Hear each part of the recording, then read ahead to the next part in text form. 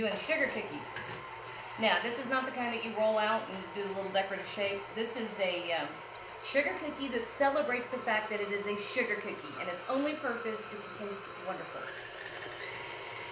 We'll do the roll cookies in a little bit, but I have a sugar cookie fiend in my house. Alright, so what I have in here is a cup and a half of sugar and 2 sticks of butter, a cup of butter, and we're doing the whole creaming method thing again. So we're just letting the mixer take care of that. What happens is that the sugar cuts the butter into thousands and thousands and thousands of little pieces, and when they hit the oven, the steam from the butter hits those little cuts that the sugar made. You get millions of little pockets and you get some puff. It's probably more than you ever wanted to know about creaming method. Alright, so once it kind of comes together and you start getting the whole light and fluffy thing, you're going to put your egg in. Okay, so we're going to turn it down. Going to add an egg. 1 egg. I always use large eggs, and actually most of the recipes that are written right now have been for a while. Almost every recipe you're going to run across, you're just going to want to use large eggs. So bring the mixer speed up a little bit. And see how fast this is coming together?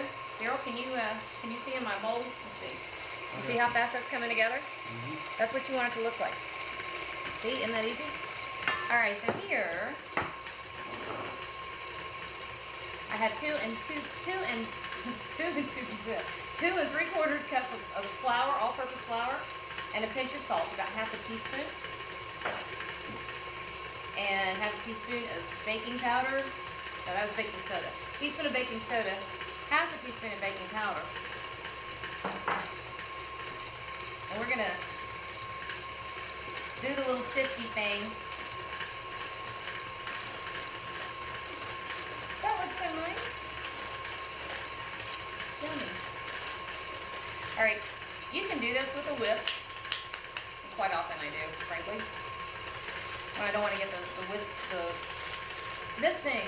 sifter out. But you want to sift, and I'm going to show you why in a minute. Look here. This is why you sift. You see that in the bottom? Can you see that? You see those? Here. See all that? You don't want that in your cookies, because that'll be a lump of something. It might be a bit of baking soda that didn't dissolve, or might be baking powder, both of which would be very bitter. So you sift to get rid of those. It's really important that you do it. It's more important you do it with some things than others. Really sift cakes. That's a big deal. Sift cocoa. There's usually, if you're adding cocoa to something. Okay. Scraping down the bowl. And we're almost done. Told you I can make a batch of cookies fast. Okay. So, what we want to do now is add our wet and dry ingredients together. See if I can get it all in the bowl this time. We made snickerdoodles just a little bit ago. And I let my 4-year-old stir the dry ingredients together, which meant I ended up wearing half of it. We have flour everywhere. So I'm trying to sneak a batch out.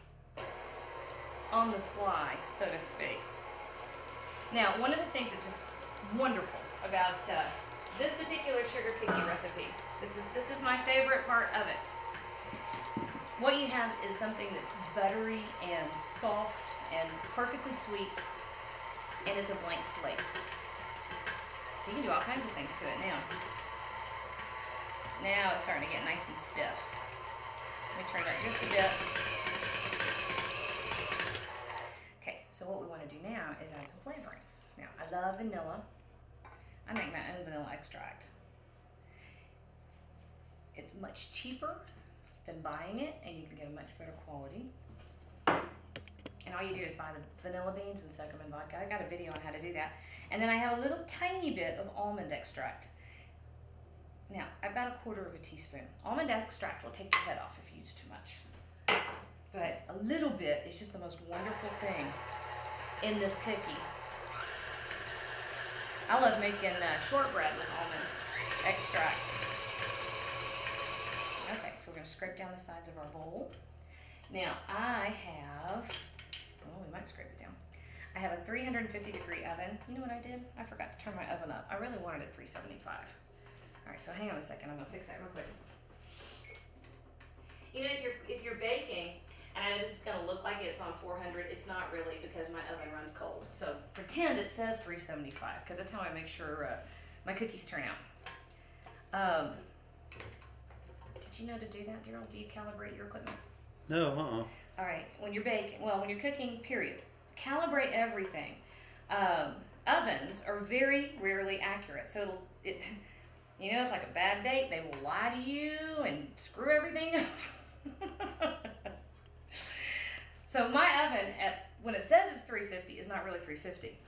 I have to add 20 degrees to it. You calibrate it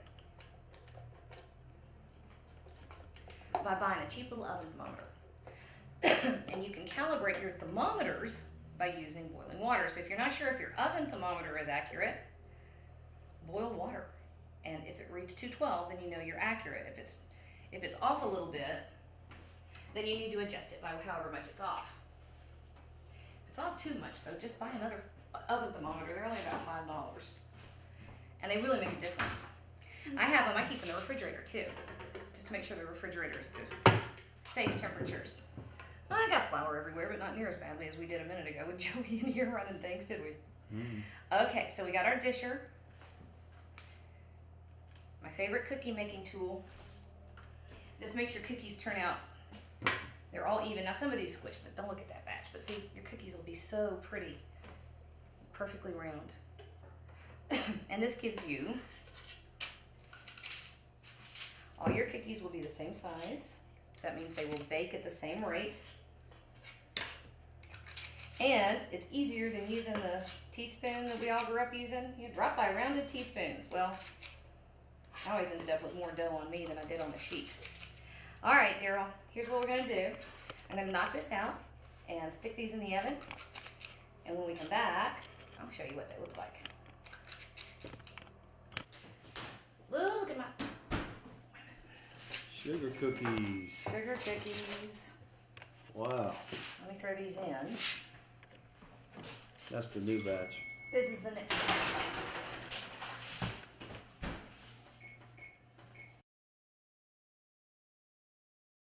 That much dough makes right at, well, the size I make them, makes right at, so you get 2 trays, 2.5 trays.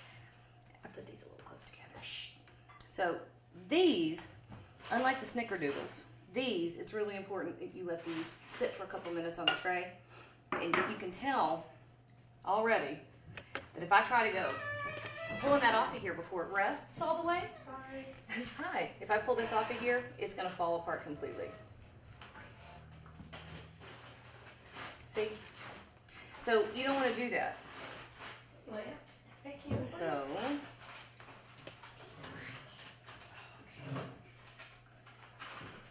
Well, when they're warm like that, they're really, really good. a warm sugar cookie. Yeah.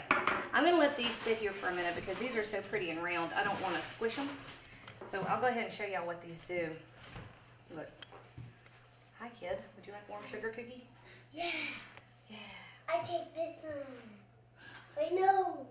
I take this one. Hot. Tell you to make a deal with you. You can have this one. There it is. It does look like a face. Alright, so. And if you put eyeballs on it, Eyeballs. No, that's what we need. Eyeballs on our sugar cookies. Why not? Alright, so that's how you make perfectly soft, perfectly sweet, really buttery, yummy